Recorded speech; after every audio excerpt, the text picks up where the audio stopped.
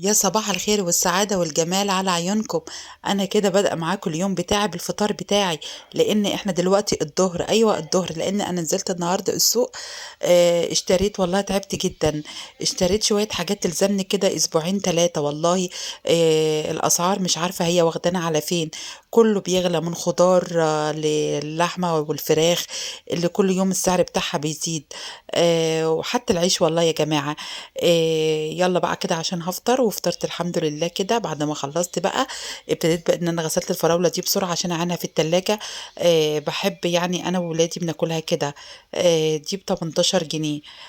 يعني الحمد لله 18 جنيه. انا كنت فاكرة سعرها يبقى 15، لقيتها ب 18 والله. لقيت اللي هي الخضرة ديت من جوه دي هي اللي ب 15، وبتبقى مش حلوة، بتبقى غضة كده يعني. هحطها كده بقى في التلاجة، نقشر معاها موز يعني، نقطعه كده او ناكلها كده. وقت ما نطلع منها نطلع. وعشان كده الفراخ كل يوم بتغلى، قلت بقى ايه، انا بحب اجيب الفراخ البلدي اللي هي الصغيرة كده، اللي هي يعني ايه، وزنها كيلو وربع، يعني كيلو ونص بس كده. بتبقى حلوة ديت يعني، معايا بنحبها احنا كده. في الوزن ده. بحبش الفراخ أوي البلد الكبيرة أوي اللي هي بتوزن 2 وربع، 2 ونص. أنا بحبها كده اللي هي بتبقى الصغيرة دي. ساعات ممكن أحشي واحدة، بحط بقى دلوقتي كل واحدة في كيس كده، وأعينها فين، في التلاجة يعني في الفريزر. وقت ما أحب أطلع أعمل كده. مع طبعا فراخ من التانية اللي هي طبعا زي ما احنا عارفين يعني، اللي هي البيضة. بنعمل منها يعني أشكال كتير قوي وأصناف كتير قوي ونحفظها عندنا. مع إني أنا بحبش يعني أحتفظ بالفراخ لمدة طويلة، ولا السمك البلطي خالص بحطه في الفريزر.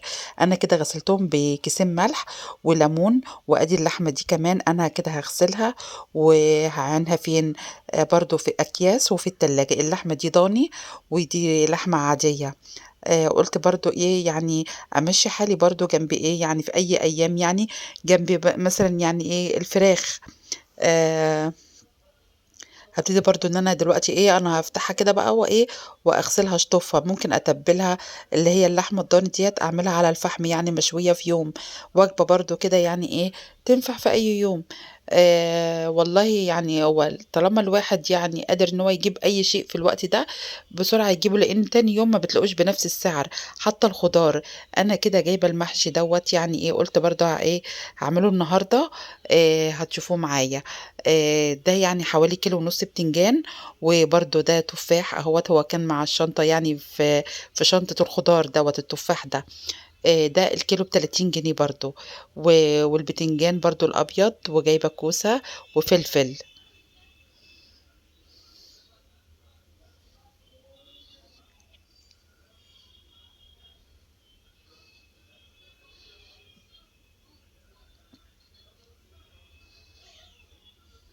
مع ان انا كنت عامله محشي البتنجان يعني قريب برضو، بس حبيت ان انا اجيبه تاني، لان لقيته يعني حلو قوي وولادي بيحبوه. وجبت بقى برضو كرنبتين اعينهم يعني في اي يوم اعملهم، لكن انا مش هطولهم عندي يعني. لكن قلت لا، شوفوا بقى في نهايه الفيديو عملت واحده بقى ايه مع المحشي. بس كانت صراحه طعمها جميل قوي قوي قوي. يعني الكرنب يعني اللي هو اللي بيبقى مايل على الخضار ده، بيبقى جنان في الشتاء، وهو سخن بقى كده في التلج دوت البرد اللي احنا فيه. ودي مكرونة اللي هي ايه، مكرونة قلم. بنتي قالت لي اعملي لي صينية مكرونة بالبشاميل. قلت لها خلاص والله مش هزعلك. وسلقت الفراخ وايه، وعملت بقى المحشي بتاعي و... وعبيته. ادي الفراخ بقى اللي انا هسلقها. قلت بقى ناكل واحده النهارده، او ناكل قد ما ناكله، وهيبقى برضو معايا اكل لبكره. وانا كده دلوقتي عملت حسابي ان احنا هناكل اكل يومين. كده اهوت، ادي المحشي خلصته. وايه، واحطه برضو ايه على النار. وادي الفراخ زي ما احنا شايفينها ان انا هسلقها. والى اللقاء في فيديو جديد.